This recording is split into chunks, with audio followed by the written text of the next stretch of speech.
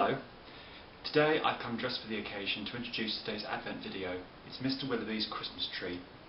A truly delightful story which celebrates the joy of sharing at this festive time of year. I hope you enjoy. Mr. Willowby's Christmas Tree. Written and illustrated by Robert Barry. Mr. Willowby's Christmas tree came by special delivery. Full and fresh and glistening green, the biggest tree he had ever seen. He dashed downstairs to open the door. This was the moment he'd waited for.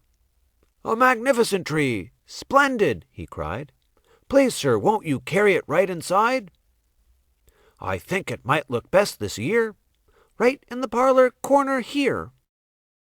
But once the tree stood in its place, Mr. Willowby made a terrible face. The tree touched the ceiling, then bent like a bow. "Oh, good heavens!" he gasped. "Something must go!"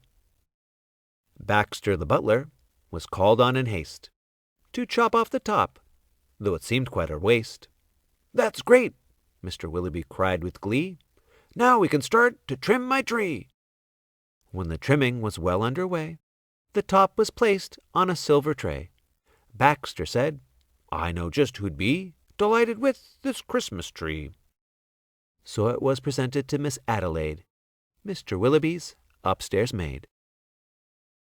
"Won't this tree be a pretty sight when I have trimmed it later tonight? But the top, oh dear, I'm so afraid will have to be cut," sighed Miss Adelaide. And so with scissors sharp and long, she snipped off the top while she hummed a song. The top was sent out the very next day in the back of the house to be thrown away. That little tree-top caught the eye of Tim the gardener passing by. He certainly was not about to see that little tree thrown out.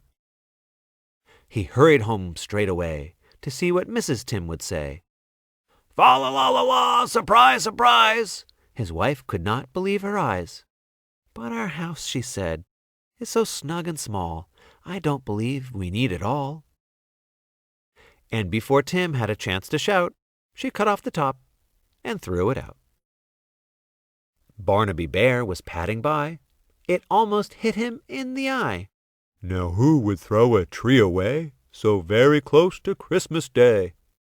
I'll take it home, that's what I'll do. Look, Mama Bear, I've a present for you." "Isn't it a pretty tree?" yawned Barnaby quite drowsily. But Little Bear, standing off far, cried out, "That tree won't hold a star." Barnaby said, "Let's cut a hunk off the bottom here at the trunk." But Mama Bear just shook her head and sliced the treetop off instead. "Jolly by golly," Barnaby said with a kick. "Mama, that surely is just the right trick. Let's trim it with bells and honey rings, some berries and tinsel and popcorn on strings." Mama said, "Trim it just as you like. I've got to tidy up for the night. This top we won't need any more. I'll just put it outside the door." Later on that frosty night, Frisky Fox came into sight. He spied the treetop, rubbed his chin, opened his sack, and stuffed the top in. He scampered home and jumped his gate. This Christmas present couldn't wait. "It's even better than mincemeat pie," said Mrs. Fox with a happy sigh. Then the foxes saw that their Christmas prize was just a wee bit oversize. "There, my dears, don't you worry. I'll fix the top now in a hurry." Benjamin Rabbit found it then, just outside the fox's den. "It seems," he thought, "most certainly Santa left that for my family. Look," he cried, "see the tree I found." With that he called his family round.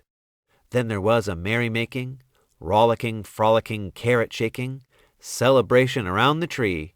All were as happy as rabbits can be. Benjamin Rabbit, with his own hand, sliced a carrot and made a stand. "Now let's see how this will look in our little chimney nook." But right away the children cried, "Look, it's leaning off to one side." "It's too tall, that's all," said Mrs. Rabbit. And as though it were a summer carrot, she gave it a chop and threw away the top. Then Mistletoe Mouse just happened to see the tiny tip of a Christmas tree. He pulled it through the snow and ice. Up some stairs, he fell down twice. At last he reached his cozy house. "It's just the right size," said Mrs. Mouse. Then at the top, if you please, they put up a star made out of cheese. Oh, wasn't it grand to have a tree exactly like Mr. Willowby?